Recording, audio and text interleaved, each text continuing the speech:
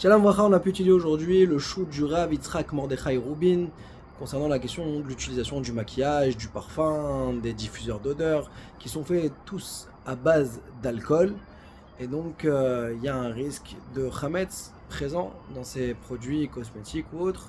Donc qu'est-ce qu'il en est pendant Pessah? Alors en introduction, on dit avec beaucoup d'Yirat Shamayim que l'objectif n'est pas de changer les minagim, mais simplement d'apporter un éclaircissement sur le sujet. Alors, tout d'abord, en préambule, il faut noter que tout alcool qui est fait à partir des 5 céréales, alors ça s'appelle du Hametz Gamour, et on aura l'interdiction d'en profiter et ou bien d'en manger pendant Pessah. Donc la question qui pose, c'est est-ce qu'on doit craindre cet alcool-là présent dans ces produits, d'autant plus que de manière générale, on n'a pas d'information de savoir quel type d'alcool, est-ce que c'est de l'alcool permis, interdit. Donc il a rapporté que le Shulchan Aruch, il est possède la halacha comme le roche, à savoir que même quand ça atteint le curseur de Pasoul, les Achilat Kelev, alors ça sera interdit quand même de le consommer, de manger, à cause du principe de RCV qu'on va donner de la valeur, le fait de valoriser un aliment même s'il est inconsommable, eh bien, Midera Banam, c'est interdit. Seulement, il précise que l'interdiction de RCV, elle est seulement lorsque c'est avec l'intention de manger.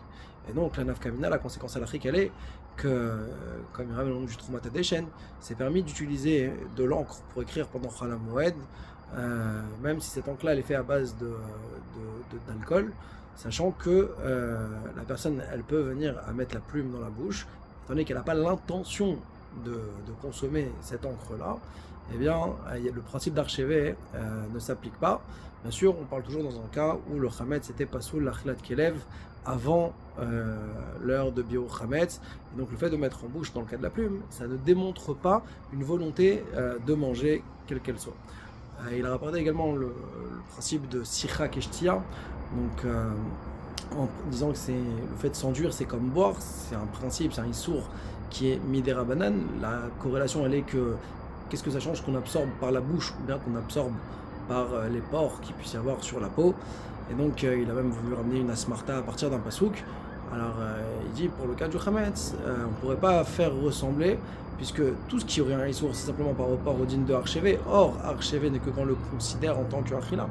Tous les produits cosmétiques qu'on a ici, ils ont déjà été pagoum, et donc il n'y a même pas le shem issour de Hametz, et on ne peut pas faire ressembler au cas du Chelev, où il y a le shem issour, et ça s'appelle vraiment Sicha Keshtia, pour ceux qui voudraient craindre cette opinion-là. Donc en tout cas, en conclusion, on a pu voir plusieurs points.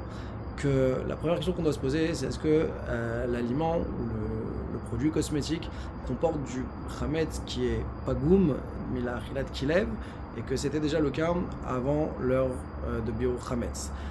Il a voulu rapporter une machloket dans la Haronim, est-ce qu'on tient le principe de Choser Keneor, à savoir que la potentialité du Hametz, de l'alcool qu'on peut rétablir en tant que Hametz, est-ce qu'on doit la considérer, est-ce qu'on va d'après le moment actuel, ou alors Choser Veneor, que potentiellement on le voit comme déjà du Hametz, puisqu'il peut redevenir du Hametz.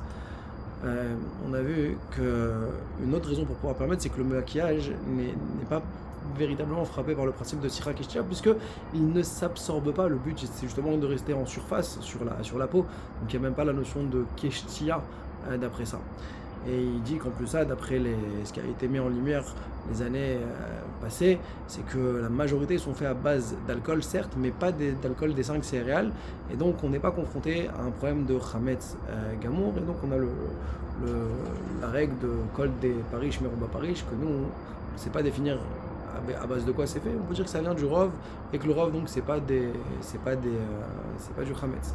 Pour conclure, la tendance des poskim, elle est de venir et de permettre de pouvoir utiliser savon, maquillage, rouge à lèvres, parfum, tout ça c'est permis, même si on n'est pas conscient est-ce qu'il y a une présence ou pas, ou qu'il n'y a pas de présence de Hametz, ce serait autorisé. Voilà pour ce qui est de la halacha. Après, bien entendu, Nahara ou Pashta, chacun selon ses minagim.